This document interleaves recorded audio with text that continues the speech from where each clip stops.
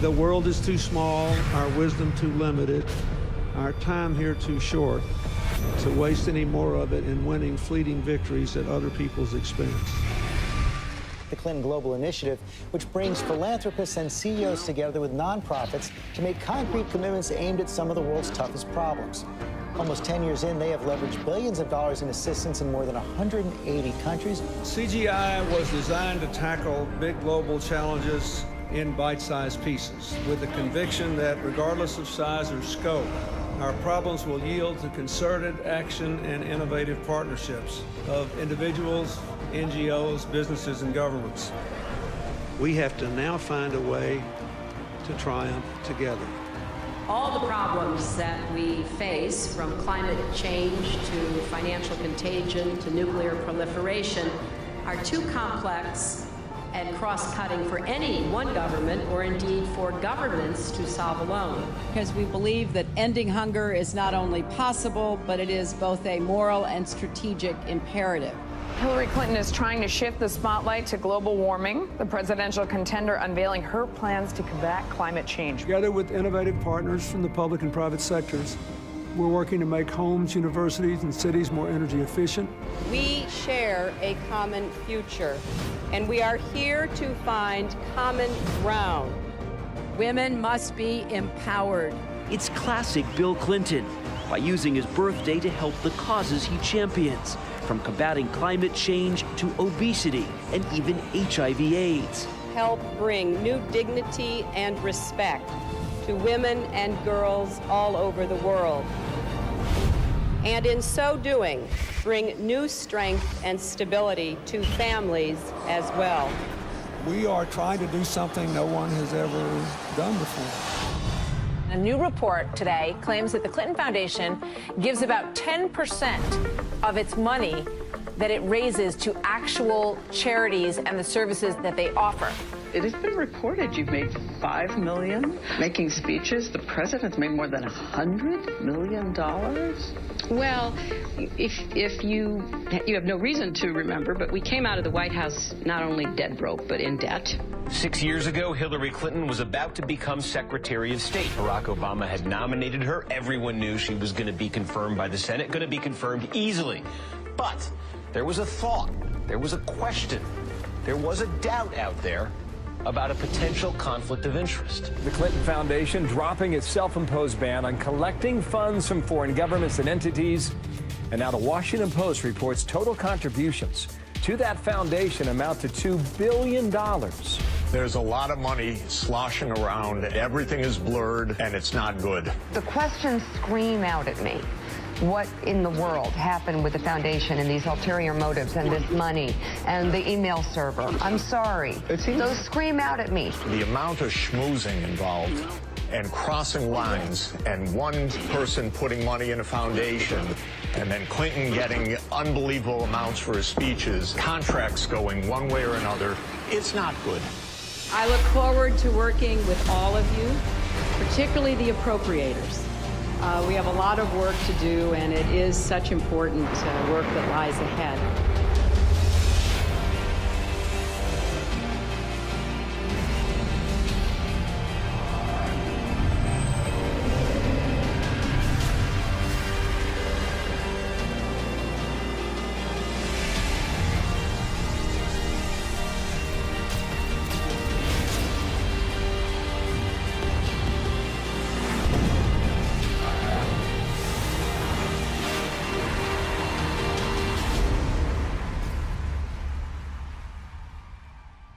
We did this with a very simple strategy.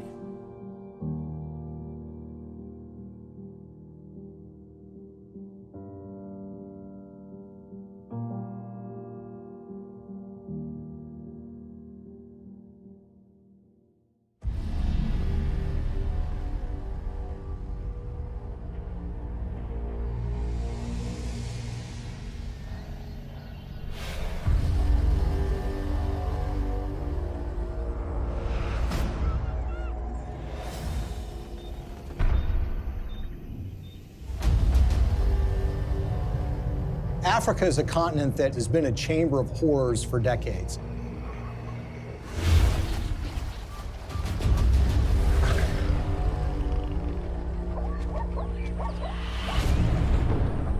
it's really not the fault of the African people. It's largely a result of the kind of system that's been perpetuated there. You have these oligarchs which dominate these countries that oftentimes have natural resources that can be very lucrative. And these oligarchs strike deals with foreign corporations or foreign governments who in effect prop them up and put them in power. And in exchange, these oligarchs give these entities access to rich mineral deposits. And the Clintons, you would expect to be opposed to this sort of thing, and that's at least what their language does.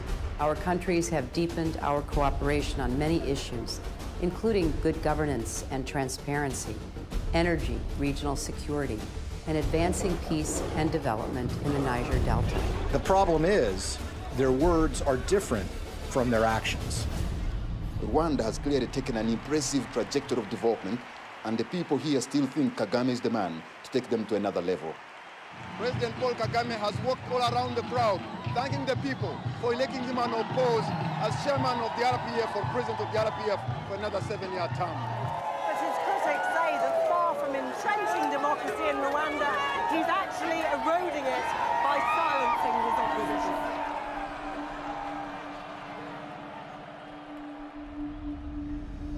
Paul Kagame has been praised by Bill Clinton and the Clinton Foundation. But the fact of the matter is Paul Kagame has a terrible human rights record.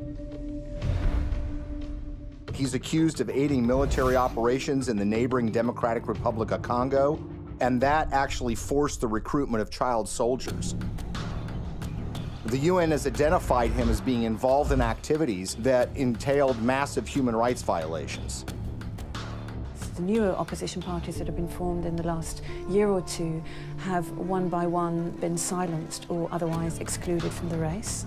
And individuals, so not only politicians but even journalists, for example, and other Rwandans who may have views different from those of the government, have found themselves at the receiving end of what has become quite a violent campaign of intimidation.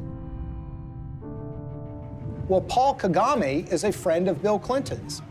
I want to say a special word of appreciation for the leadership of President Kagame.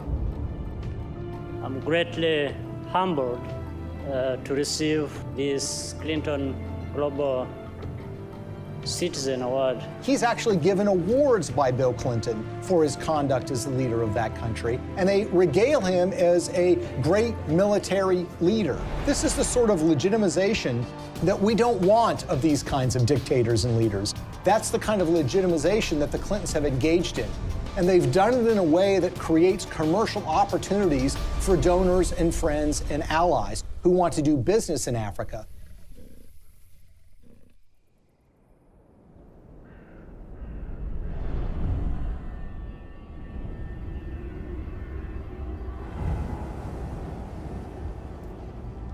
Business in Africa means you're dealing with dictators who are going to give you access to, say, mineral rights or oil drilling rights, but you're going to have to pay them off. The Clintons partner with foreign entities who want access to Africa, and specifically mining companies or energy companies who need to get concessions for access to oil or natural gas or the rights to mine for gold. Those two make a powerful alliance because these companies will give money to the Clintons, either in the form of speaking fees or in the form of donations to the Clinton Foundation. And the Clintons will then, in effect, do their bidding before the halls of power and corridors of power in Africa. And they will go to foreign governments and encourage them to do business with individuals who are putting money in their pocket. And this leads to some amazing fits of behavior that, in a way, are just reminiscent of 19th century colonialism. A perfect example of this is Ambassador Joe Wilson. Joe Wilson is a longtime friend of the Clintons. In fact, he endorsed Hillary Clinton in the 2008 presidential election. And it was also thought that he might become a senior official in Hillary Clinton's State Department. But the fact of the matter is Joe Wilson was up to something far more nefarious during Hillary Clinton's tenure as Secretary of State. In 2009, shortly after she became Secretary of State, when Wilson was the vice chairman of a company called Jarge Capital, they took out a 50-year lease on 400,000 hectares in South Sudan. South Sudan was in the middle of a civil war, and this lease was actually signed with warlords who were involved in the civil war. These individuals who were engaged in massive human rights violations, including the massacre of opponent tribes. And basically what Joe Wilson was engaged in was something called investing in sovereignty changes. They were basically cutting deals, lucrative deals, worth potentially hundreds of millions of dollars with these warlords. And the expectation was simple. These warlords would take power, then they would give them access to these lands where they could make huge amounts of money exploring for natural gas, exploring for oil, and for mineral rights. Ambassador Joe Wilson isn't the only Clinton friend and foundation donor who was working in war-torn countries. Swedish mining investor Lucas Lundin has pledged $100 million to the Clinton Foundation. He did that in 2007. And his most lucrative mining operations are in the war-torn country of the Democratic Republic of Congo. This is a country that perhaps has the most horrific human rights situation on the face of the earth. By the time Lucas Lundin made his $100 million pledge to the Clinton Foundation, his Congo operation was making, quote, staggering profits, end quote, according to his own financial statements. His overall capitalization was $20 billion. But for those profits to remain staggering, U.S. policy under Hillary Clinton had to remain unchanged. That's a problem. Hillary Clinton, as a senator back in 2006, supported something called the Congo Relief, Security, and Democracy Promotion Act. As the law's name implied, the goal was to bring reform to Congo. That's not something that Lucas Lundin would want. So in 2009, when Hillary became Secretary of State, she reversed course 180 degrees and went from supporting reform in Congo to supporting the status quo, which is exactly what Lucas Lundin would want, who of course had committed $100 million to the Clinton Foundation. But Congo isn't the only scandal-plagued country where Clinton benefactors have made millions. Africa's most populous nation, Nigeria, is full of promise, but fulfilling that promise is sometimes a struggle. Plagued by corruption and mismanagement, the resource-rich country has a poverty rate of over 50%. Look at a country like Nigeria, which is really a cesspool of corruption. In fact, people will say it is perhaps the most corrupt country in the world. It's rich in natural resources, it produces a lot of oil, but that money never trickles down to the people. It goes to the oligarchs who run the country, who oftentimes take that money and put it in Swiss bank accounts in a way that, of course, the people of Nigeria can never benefit from. And you see, there's a federal law in the United States which says if foreign governments that receive U.S. assistance aren't transparent in how they spend that money, that they will not be able to get U.S. foreign assistance anymore. It's about transparency. But there's a way around that law. You can get a waiver from that law. How? By getting the U.S. Secretary of State to grant you a waiver. We intend to remain very supportive on your reform efforts. Thank you for mentioning the work we did together on the elections. We're also very supportive of the anti-corruption reform efforts, more transparency, and the work that you and your team is also championing, because we really believe that the future for Nigeria is limitless. So in the case of Nigeria, they receive hundreds of millions of dollars in U.S. foreign assistance. They've not made progress in being more transparent. And of course, they've gotten exemptions from Hillary Clinton while she was Secretary of State. What's so curious about this is what was happening commercially to the Clintons while this was going on. Bill Clinton, for the first time ever, gets paid highly lucrative speeches in Nigeria, which had never happened before. In fact, he gets paid to do 2 speeches for $700,000 apiece by a businessman in Nigeria who just happens to be close with the president of that country. Keep in mind, by the way, that his normal speaking fee is less than $200,000 a speech. So this was an enormous payday for Bill Clinton. Okay, now we'll begin the panel.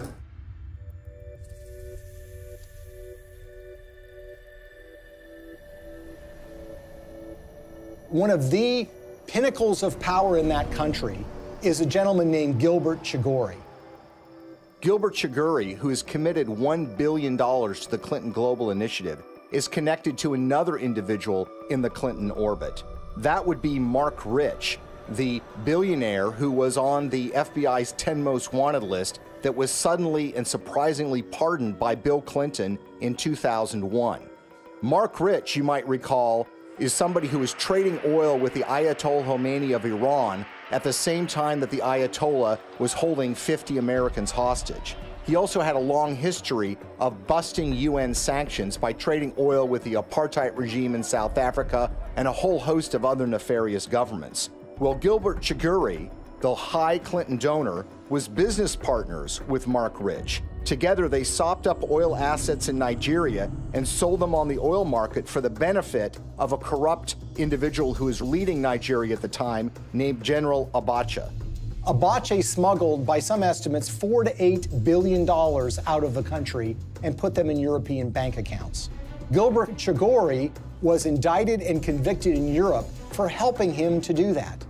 He was charged for aiding and abetting a criminal enterprise and on money laundering charges. And the suffering that ends up being done here is by the people of Nigeria, who see their leadership getting a pass from the United States. The elites in those countries are getting rich, the Clintons are getting rich, and the money somehow never trickles down to the people of Nigeria. Sadly, this theme of resources not trickling down to those most in need is a common one when it comes to the Clintons.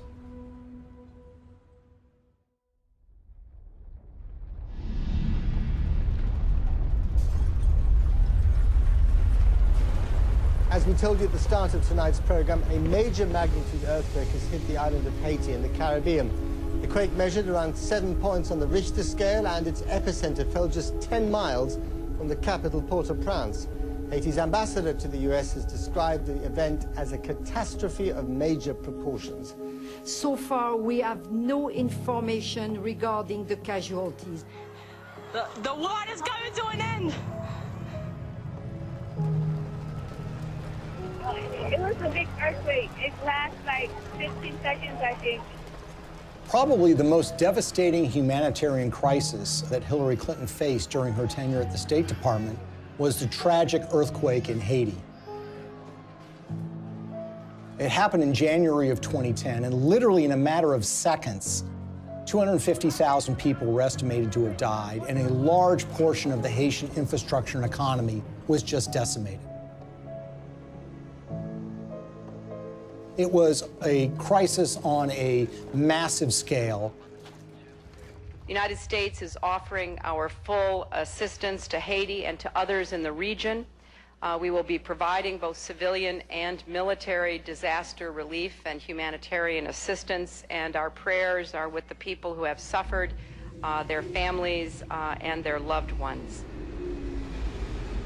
In the days and weeks that followed the earthquake in January of 2010, Hillary Clinton made visits to Haiti. And here's the latest on Haiti. U.S. Secretary of State Hillary Clinton arrived in Port-au-Prince just about an hour ago. She is the highest-ranking U.S. official in Haiti right now since Tuesday's earthquake. She's meeting with Haitian leaders and international officials to discuss the rescue and relief efforts. In fact, on her first visit, which occurred days after the earthquake, they literally had to stop traffic going in to the airport at Port-au-Prince. There, of course, were relief supplies that were being flown in, but that traffic was stopped so the Secretary of State could come and assess the damage. There is a perception, and there have been complaints or reports of bottlenecks, that there's a lot of aid coming in, but it's very hard to get it out to the people who need it. That's just not true. The aid is coming in, we're getting it out, there's just not enough of it yet. She flew in with her political aides on a large federal airplane. She landed at the airport. She made a large press conference, made statements about her commitment to rebuilding this country, and then she was soon whisked away, headed back to Washington, D.C. Theirs is a city in ruins, a country which can do little but wait for help to arrive. The international community responded in the way that you would expect it to. That is, large amounts of money were committed, up to $13 billion from international relief organizations. And of course, you had the official role of the State Department, which would be point on U.S. taxpayer dollars going to Haiti, for the purposes of relief. I want to assure the people of Haiti that the United States is a friend, a partner, and a supporter. Hillary Clinton's State Department would oversee the reconstruction effort, with Chief of Staff Cheryl Mills responsible for the allocation of U.S. tax dollars through USAID. And Bill Clinton, already appointed Special Envoy to Haiti for the United Nations, was named co-chair of the Interim Haiti Recovery Commission, along with a former Haitian Prime Minister. I hope that it will be rebuilt in a much stronger and more sustainable way, and I think the Haitians want that. So this was clearly a Clinton operation from the beginning. Now, the Haitians had their own ideas about how best to rebuild their country. They wanted new roads. They wanted buildings rebuilt. And that's what you would expect. This is how you recover from an earthquake. The problem is that the Clintons had their own agenda, the interests of major donors who had a vested interest in spending that money in Haiti in ways that would benefit them. And so you immediately had this clash between the Haitians and the Clintons. And Haitians complained almost immediately that they were shut out of the decision-making process, that it was really Bill Clinton and a few of his friends that were calling the shots in the IHRC. And they made some monumentally bad decisions that not only didn't benefit the Haitian people, but ended up putting money in the pockets of major Clinton donors who had economic stakes in Haiti. We have been united behind a single goal: making investments in this country's people and your infrastructure. So it's a classic example of what some people call disaster capitalism. Disaster capitalism in that a natural disaster creates opportunities for rebuilding to take place, but also for self-enrichment to take place. And if you look at the Clintons and the promises that were made and the results that actually followed, it is a tragic story of crony capitalism gone awry.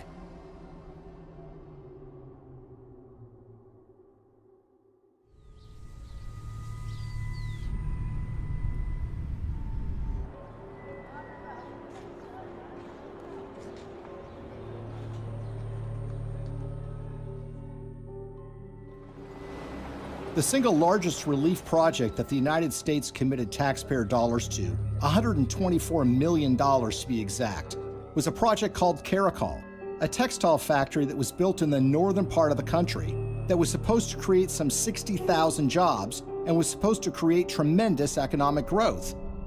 There's a problem here already. You see, the earthquake affected the southern part of Haiti. The northern part of the country was entirely unaffected. But who were the beneficiaries of this? Companies like Gap, Target, and Walmart, to name a few. The Caracol factory was built, but it didn't create 60,000 jobs. It created barely 5,000 jobs.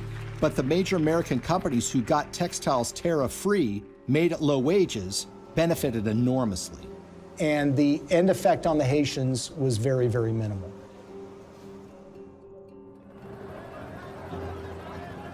If you look at some of the infrastructure projects that were undertaken, the Clintons had very grand plans to build large tracts of homes, and there were contractors that were selected for those projects. Sometimes the contractors had experience, sometimes they did not. There's one company in Florida that spent $1 million getting equipment into Haiti. They had experience in disaster relief, but according to the owners of that company, they only made a small donation to the Clinton Foundation. And guess what? They didn't get any relief contracts. On the other hand, the contractors who did win the awards were given the opportunity to build homes, and in some instances were supposed to build tens of thousands of homes for Haitians. They ended up building a fraction of that.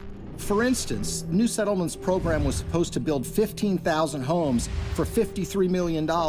Instead, it built 2,600 homes, less than a quarter of the original estimate, for $90 million, or $47 million over budget. And they got away with it. So you had contracts going to these relief organizations that were also involved with the Clinton Global Initiative. And you had this one organization, Dahlberg, that was supposed to do an assessment for relocating people that suffered from the earthquake. They determined that people should be moved to a site that happened to be on a cliff that was highly unstable. USAID's Inspector General reviewed Dahlberg's recommendations and found them basically unusable.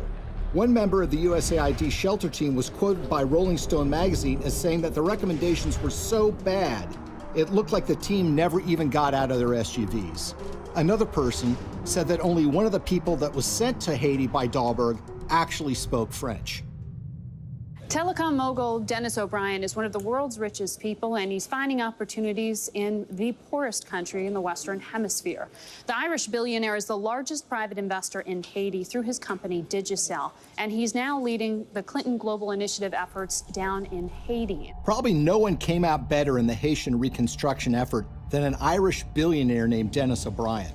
He was a Clinton Foundation donor, giving them between $5 and $10 million. He helped arrange speeches for Bill Clinton, too. The interest of the Obama administration, particularly the former Secretary of State Hillary Clinton, you know, all the different things that have happened to help Haiti get up off the floor have been led by the U.S. And he was the owner of something called Digicel, which is a cell phone company at the time of the earthquake. As part of that relief effort, the State Department run by Hillary Clinton wanted to fund a mobile money transfer service that would allow Haitian citizens to transfer and receive money on their phones. Well, Digicel applied to be the recipient of that grant money. 4 weeks after their application, Digicel actually sponsored a speech for Bill Clinton in Jamaica, and they paid him $225,000. And as it turns out, within 4 months of that speech, Digicel would receive the first installment of that grant money. The earthquake actually has been great for Digicel and Dennis O'Brien. More than 4 years since a magnitude 7.0 earthquake devastated Haiti, and outrage there is growing over the largely failed reconstruction effort, despite the hundreds of millions of dollars in aid that has been collected and spent by the IHRC, the Interim Haiti Recovery Commission. So whether you're talking about housing or cell phones, you see that the people that are closest to the Clintons have made out very well from the Haitian earthquake. The rest of the country, the ordinary people of Haiti, not so much. Haitian activists staged a protest outside Hillary Clinton's Manhattan office. The demonstrators claim billions of dollars were stolen through the Haiti Reconstruction Commission headed by Bill Clinton. They also say Haiti was used as a cover for foreign governments to funnel kickbacks of possibly hundreds of millions of dollars through the Clinton Foundation. They say it was done in exchange for favors that Hillary was doing for them as Secretary of State. The tragedy is we had an opportunity to rebuild in a way that would give the people of that country hope. Sadly, that opportunity was squandered, and what took place, rather than rebuilding Haiti, was the self-enrichment by friends of the Clintons.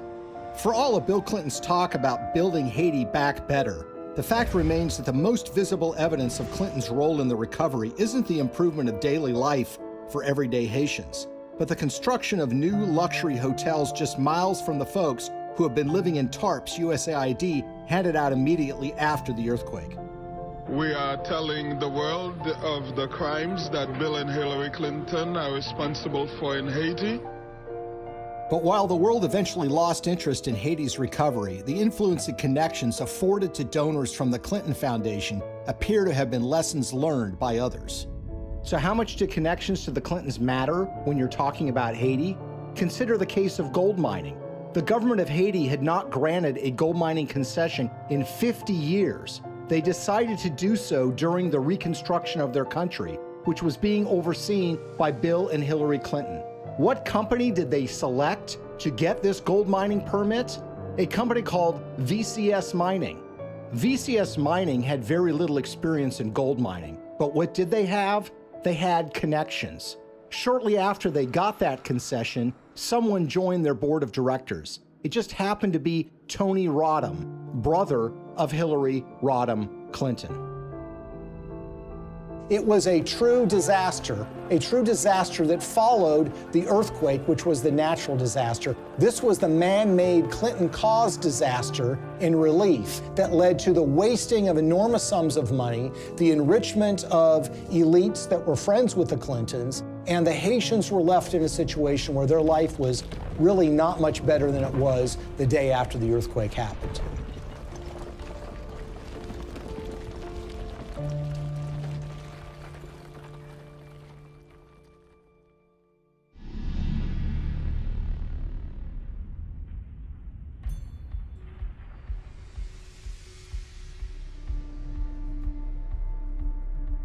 An ambitious pipeline is firing off a war of opinions. Environmental activists marched in Washington today to protest plans for the Keystone XL oil pipeline. A $7 billion project to transport 800,000 barrels of tar sands oil a day from Canada down to the Gulf Coast. In Washington, a showdown on the Senate floor today over the Keystone XL pipeline. The vote to approve the controversial pipe project has big political implications. The pipeline would create 20,000 jobs, but opponents say the environmental risk is too great. One of the touchstones of the climate change debate has been the Keystone XL pipeline. It's designed to carry oil from Canada through the United States to refineries in Louisiana and in Texas. The environmental movement has wholeheartedly rejected this deal from the beginning because they believe that it's going to further contribute to the problems of climate change. Pipeline. 1. We are the people. 2. You can't ignore us. 3. Now, you would think that the Clintons would be opposed to the Keystone XL pipeline deal because of those concerns. And perhaps they might be, except for one or two problems, or should I say 1 or 2 million problems. You see, when Hillary Clinton became Secretary of State in late 2008, there was already an issue related to the Keystone XL pipeline sitting on her desk. She was going to have to sign an environmental and economic impact statement and decide whether the Keystone XL pipeline should go forward.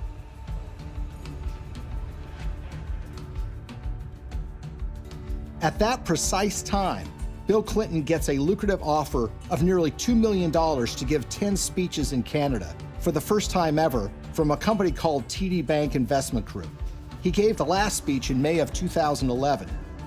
3 months later, Hillary's State Department releases an environmental impact statement that was seen as largely supportive of the Keystone XL pipeline in a way that was massively controversial. Hillary Clinton, in effect, was betraying the environmental movement by greenlighting this deal, when she had in her hands the power to kill this deal in its crib. It was shocking. Organizations like Greenpeace and Friends of the Earth were stunned. They wanted investigations, but everybody was mystified. Nobody could understand why Hillary Clinton would sign off on this deal, particularly when she had been in favor of dealing with climate change, and her boss, Barack Obama, by all indications, seemed to be opposed to this deal as well. It's also a time for a new approach to climate change. We know we've got to deal with global warming. We're seeing the effects of it. We need to invest in clean energy technology today so that we can create new high-paying jobs to protect our environment, to grow our economy, and to finally break our addiction to foreign oil. How did we go from the Clintons being in favor of fighting climate change and dealing with fossil fuel dependence to Hillary Clinton signing off on the Keystone XL pipeline? The evidence that we found was that it was about the money. This was not a philosophical change. This was not a new way of thinking about global warming. This was a way of taking $2 million in cash to essentially buy a decision by the Secretary of State.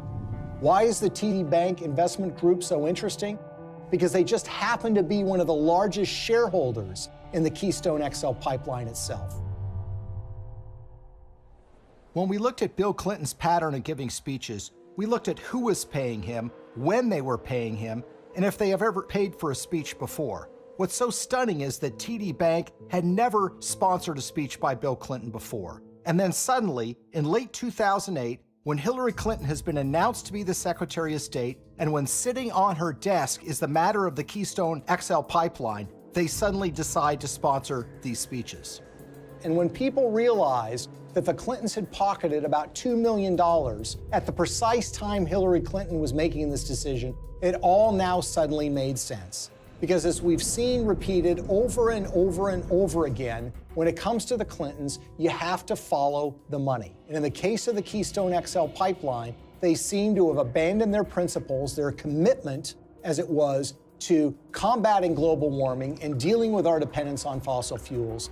They jettisoned that when $2 million showed up and suddenly came out in favor of the Keystone XL pipeline. When you see this sort of pattern of behavior, you can't come to any other conclusion that it's a system of pay to play. And again, other entities appear to have picked up on this business model too. Well, Bill Clinton has been paid enormous sums of money over the years to give speeches. On average, he gets a little less than $200,000 per speech. But something happened in late 2008. his speaking fees skyrocketed after he'd been out of office for years. The reason was his wife had become Secretary of State. In fact, 11 of the 13 speeches for which Bill Clinton has been paid $500,000 or more occurred precisely when Hillary was the most powerful diplomat in the world.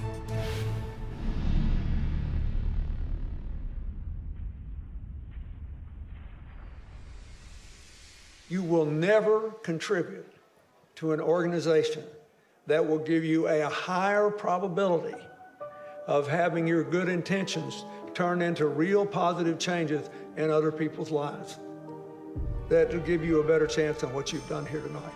His single biggest speech payday came from the Swedish telecom company Ericsson. And it's a very, very unusual and troubling story.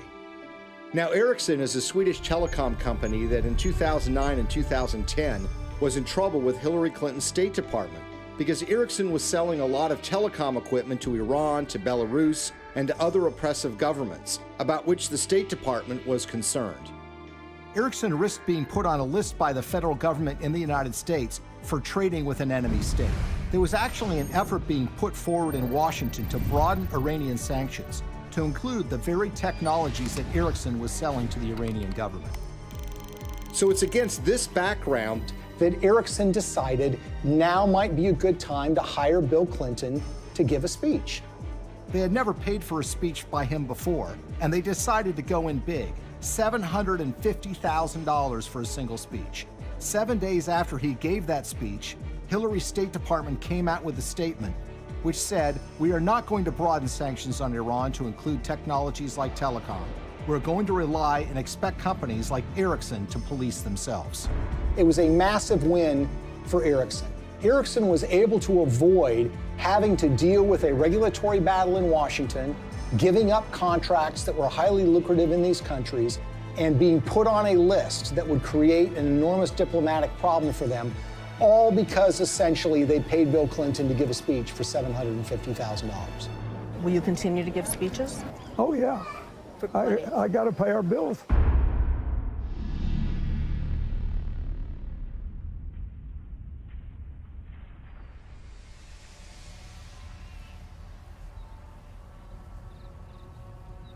So the question is, why do we see the Clintons reversing decades of policy positions that they've held so closely on issues like human rights and environment?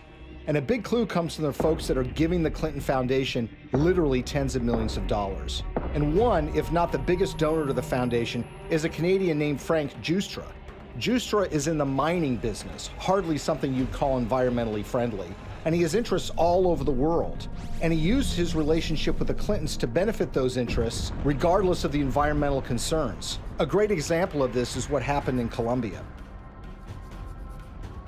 What's so interesting about the relationship that the Clintons have with Frank Giustra is they tend to show up in these foreign countries together at the same time. Frank Giustra's made billions of dollars over the years in the so-called penny stock market in Canada, which is highly open to manipulation. He's been very successful in this area. Now, the Vancouver Stock Exchange is not like the New York Stock Exchange in the United States. This is a stock market or an exchange that is dominated by penny stocks, made up of a lot of natural resources stocks. It's sort of the wild, wild west of investing. It's called Dodge City sometimes. And the reason is because there's a lot of speculators, there's a lot of misinformation that's put around, and there are a lot of mining companies that don't really have any assets, but will proclaim to have gotten the rights to some lucrative gold mine, let's say, and then they send that news out to the public in the hope that it will lead to a flood of people buying the penny stock so the shareholders can sell their assets.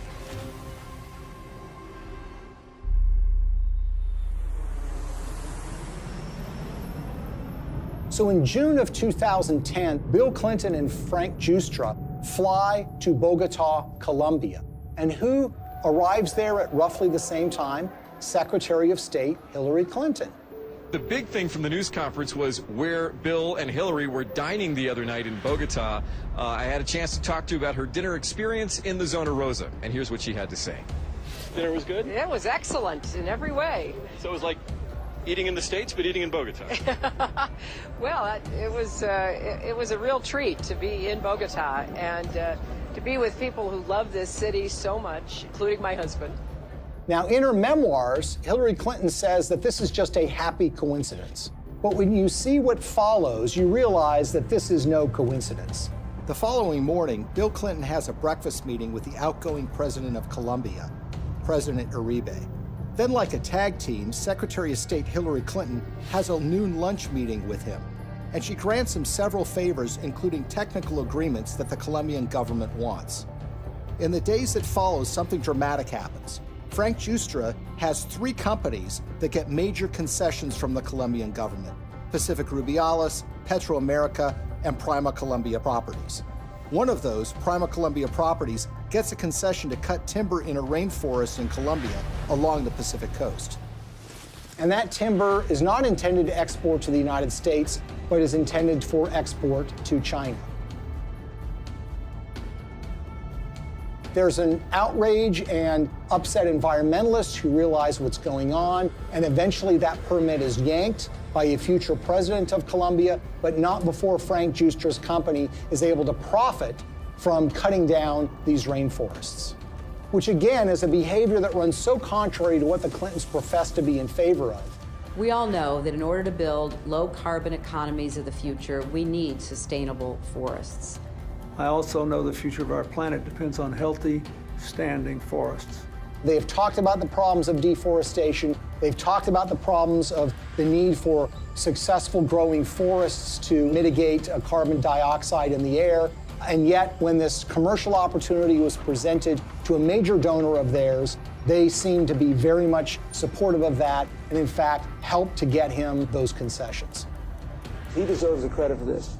This was his idea, not mine, and he raised the money. And it's an astonishing achievement. My job is to make sure that it's not in vain, that he gets the return on his investment and his compassion and his commitment. The Clintons appear to have changed their stance on issues even more significant than the environment, in ways that benefit those who have put money in their pockets.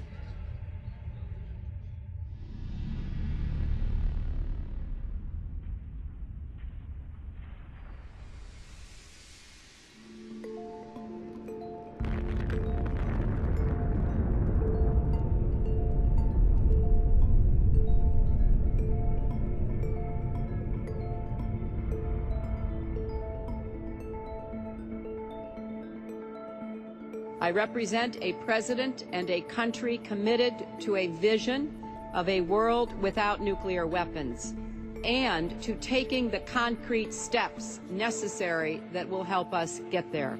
The Indian nuclear deal, I think, is so troubling because this is a core national security issue. One of the signature achievements in foreign policy for Bill Clinton was pushing the Test Ban Treaty and the Non-Proliferation Treaty.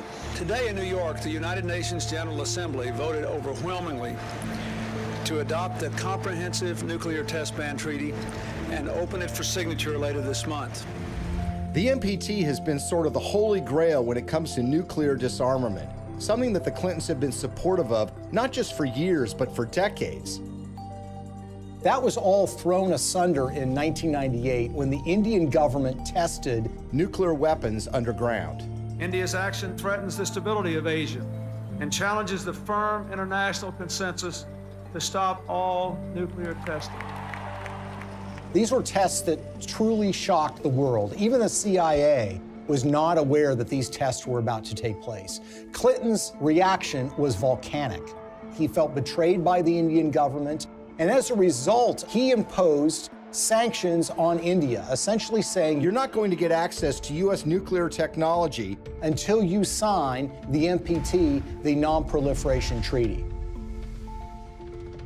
In 2005, the Indian government wanted to get these sanctions lifted. Not only do they have an interest in expanding their civilian nuclear base, they live in a neighborhood where some pretty tough customers and rivals have nuclear weapons themselves. First of all, you've got Pakistan, which is right next door, which is widely believed to have nuclear weapons. And then you have China, a longtime rival of India, which has a nuclear arsenal. The Clintons said that they were in favor of giving the Indian government some access, but the problem is it didn't go nearly as far as the Indian government wanted. So in 2005, they started making donations to the Clinton Foundation. This morning, yet another shady donation to the Clinton Foundation has surfaced, this time tied to a donor from India, apparently a friend of Bill Clinton. We're talking about tens of millions of dollars from Indian interests flowing into the Clinton Foundation. And we're talking about at least hundreds of thousands, if not millions of dollars in speeches that Bill Clinton was paid by interested parties in the Indian nuclear deal. Amar Singh, according to Clinton disclosures, has given between $1 and $5 million to the Clinton Foundation in the push to get them to support Indian access to nuclear technology. He's a member of parliament who has gotten in fistfights on the floor of the parliament, who's been charged with bribing members of parliament to get certain pieces of legislation passed. You see, the problem is when you ask Amar Singh, he says it wasn't my money. I don't have that kind of money. I couldn't have given him that amount of money. And in fact, when you look at Indian public records, you see that Amar Singh doesn't have a net worth anything close to being able to give that amount of money. So where did the money come from? Well, sometimes the most obvious answer is the correct one. Sant Chantwal is an Indian businessman who has been close to the Clintons for years. He pledged to raise $5 million for her 2008 presidential campaign. And Bill Clinton was at his son's wedding. They actually named him as a trustee of the Clinton Foundation. When Hillary Clinton was first running for the Senate in 2000, Sant Chantwal was in trouble with a federal agency called the Federal Deposit Insurance Corporation. He basically owed them millions of dollars from unpaid loans. Well, in 2000, Chantwal throws a fundraiser for Hillary Clinton, and he brings in $500,000. A few months later, with Bill Clinton still president of the United States, Sant Chantwal's case with the FDIC was abruptly settled for a mere $125,000. So basically, the federal government got pennies on the dollar.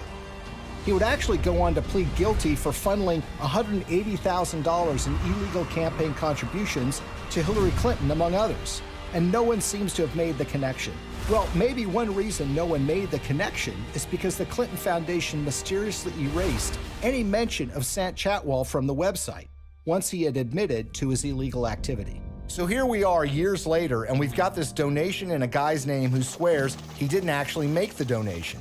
And you've got this longtime Clinton benefactor who actually gets the highest civilian award in India because of his role in changing Hillary Clinton's mind on this nuke deal. Sant Singh Chantwal says he's worked with everybody and even laid the foundation of the Indo-US nuclear deal. So the Indian government says that they've given you this award for your role in pushing the Indo-US nuclear deal forward. How exactly would you describe the role you played in this? Well, I can tell you Indian nuclear power deal. If you look at it, I'm the first one. I laid the foundation. On the eve of the vote in 2008 to approve Indian access to U.S. civilian nuclear technology, Amar Singh, who barely knows Hillary Clinton, had a 2-hour meeting with her where they discussed the Indian nuclear deal. Amar Singh says that the dinner meeting resulted in her telling him that she was supportive of the deal and that she was making efforts to make sure that the deal did get through. And lo and behold, by 2008, Hillary Clinton was fully in support and in favor of this policy in a way that was a complete reversal of the position that she had taken before. In other words, the flow of money had led the Clintons to change their positions on the Non-Proliferation Treaty, and specifically, India getting access to U.S. nuclear technology. This was a decision that was wholly out of step, wholly inconsistent with a progressive liberal agenda. Hillary Clinton made a decision of reversing her previous position after the flow of funds to the Clinton Foundation, and her husband gave some speeches in India. But this wouldn't be the last time Hillary reversed herself regarding nuclear weapons technology. Shockingly, Bill and Hillary would end up receiving money from folks that were looking to make something happen a lot closer to home.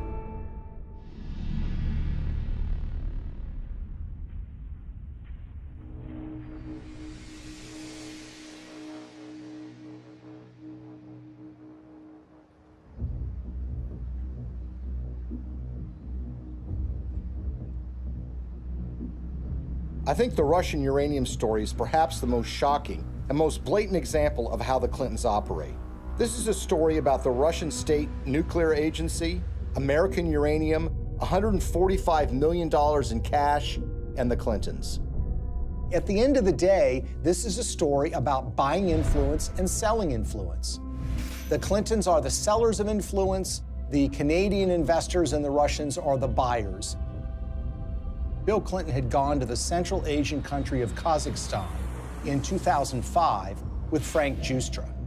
Kazakhstan is a country that's been run since the collapse of the Soviet Union by a dictator named Nazarbayev, who shuts down political opposition and tortures political opponents.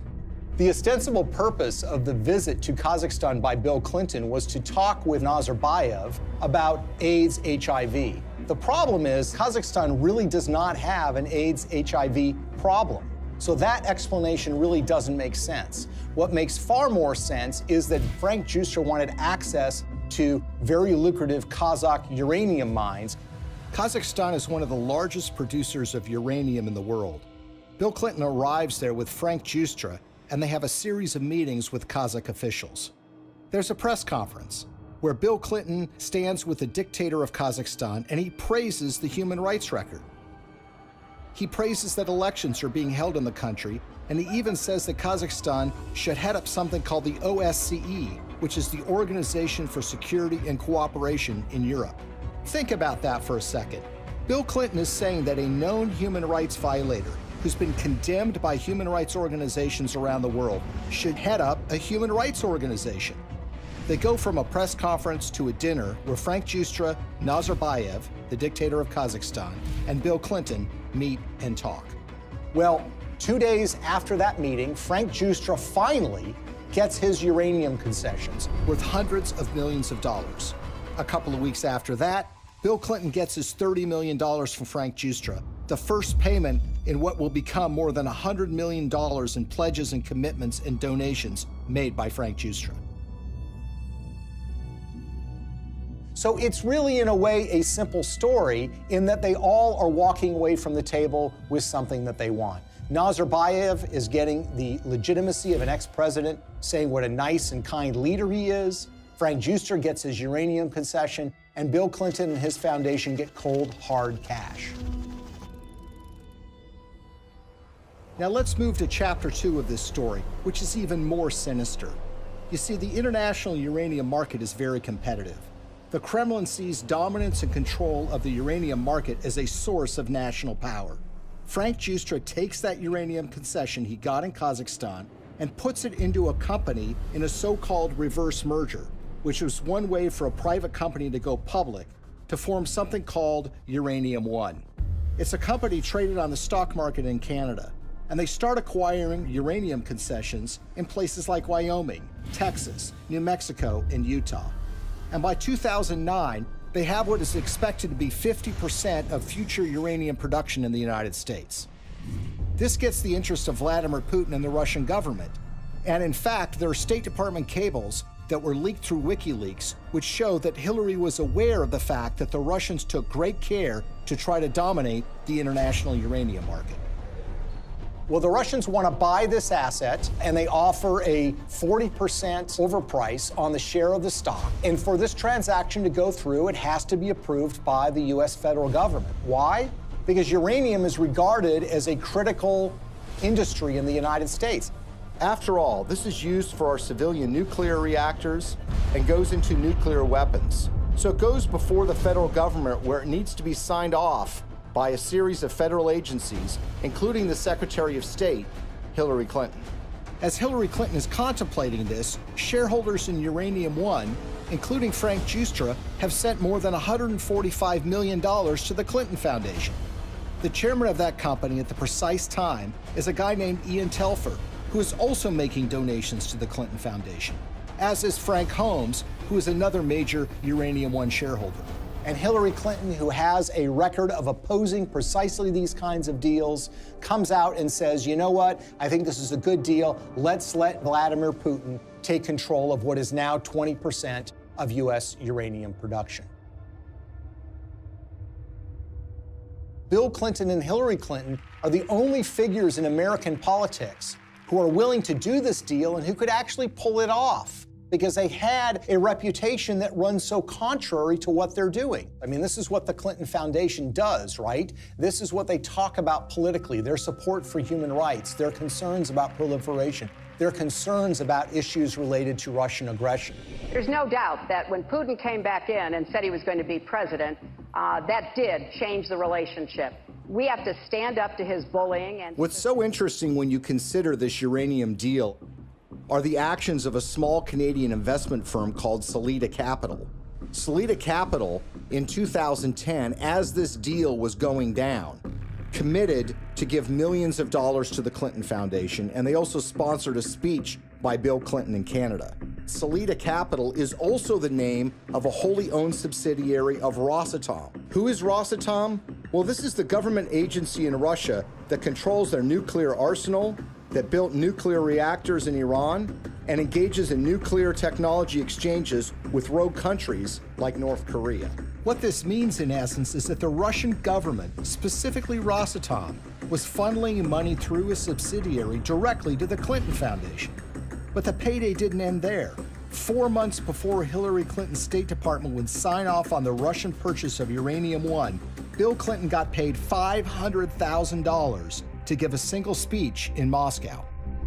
He was being paid by a firm called Renaissance Capital, which has a long history of association with Russian intelligence services.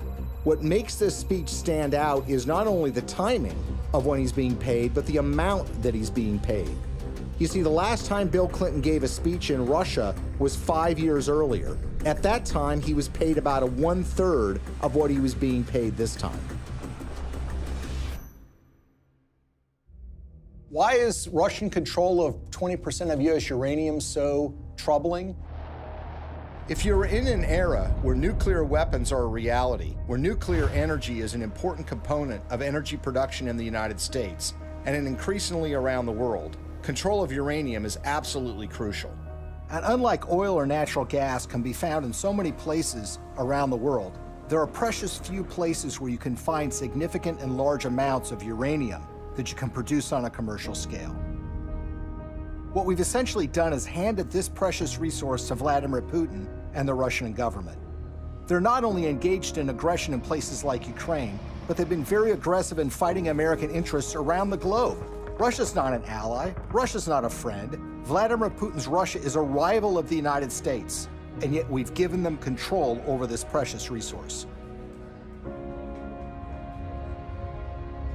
Uranium, the key mineral in nuclear generation, is a domestic resource. This is what's going to power America. I think a lot of people in Middle America would be surprised to know that the Russian government is doing business in places like Colorado or Wyoming or Utah.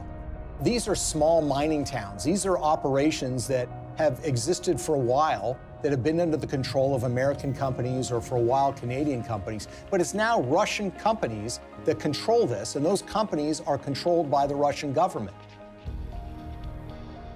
Having read through the archives of the KGB, the files that they have been released, I can tell you that they look at the United States as weak and ineffectual.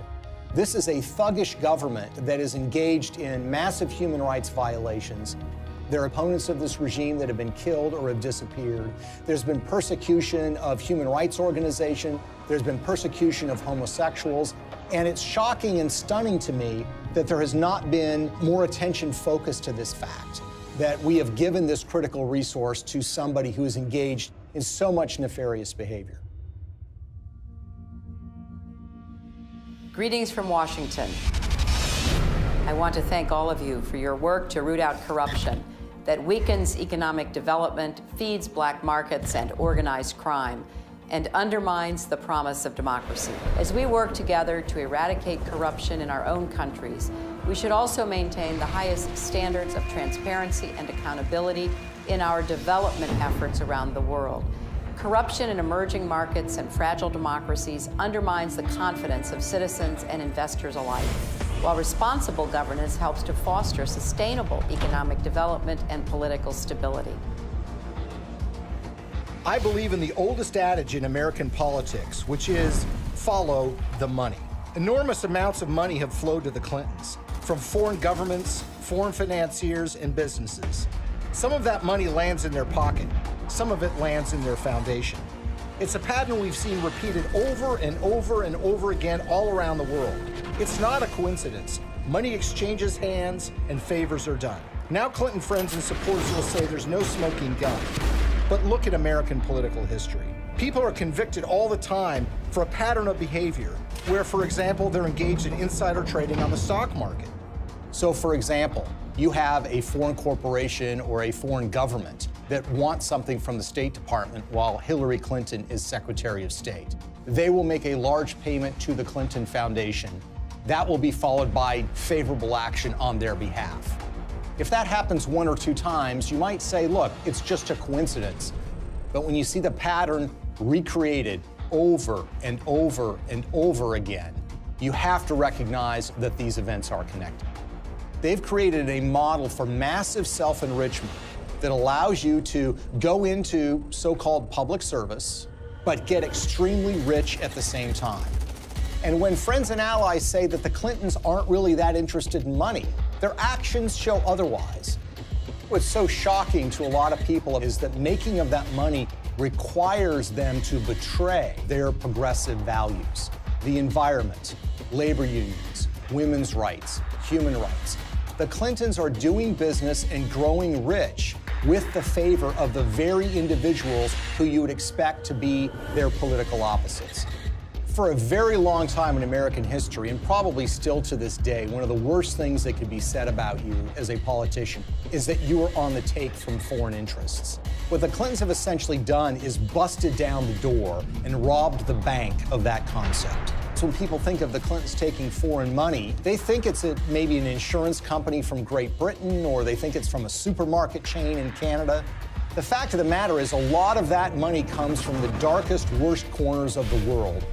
Are countries like Nigeria and Russia in the habit of giving money to politicians and not wanting something back?